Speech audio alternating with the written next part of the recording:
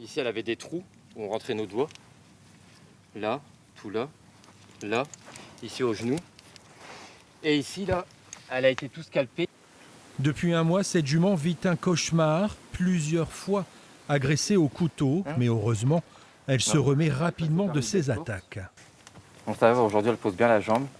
Le plus touché reste peut-être son propriétaire, Jonathan, complètement désemparé. Apparaître là tous les jours comme je fais depuis toujours, je vois pas ce que je peux faire de plus. Là, cette nuit, c'est pareil, on a fait des rondes. On est même resté ici dans le box, vous voyez, on a tout déblayé pour pouvoir mettre la voiture, pour pouvoir dormir près d'eux, mais on sait pas quoi faire. Qui s'en prend à ces animaux? Pour quelles raisons? Ici, tout le monde se pose ces questions sans réponse.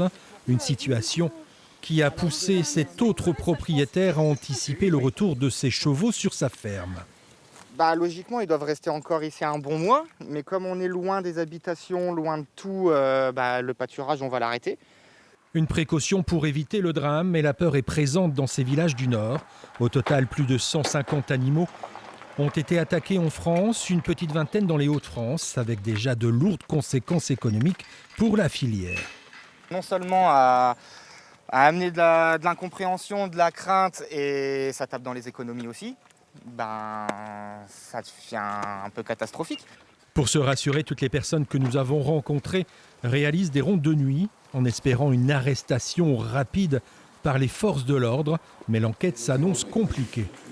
On a des difficultés à trouver des témoins, parce qu'on est dans des secteurs ruraux, parfois isolés. On a des difficultés à trouver des indices, parce qu'on est dans un milieu naturel, qui est naturellement pas aseptisé. Même phénomène chez nos voisins belges. L'énigme ici reste également entière. À Fény, pour mieux surveiller ses chevaux depuis chez lui, Jonathan a carrément taillé les haies autour de son terrain.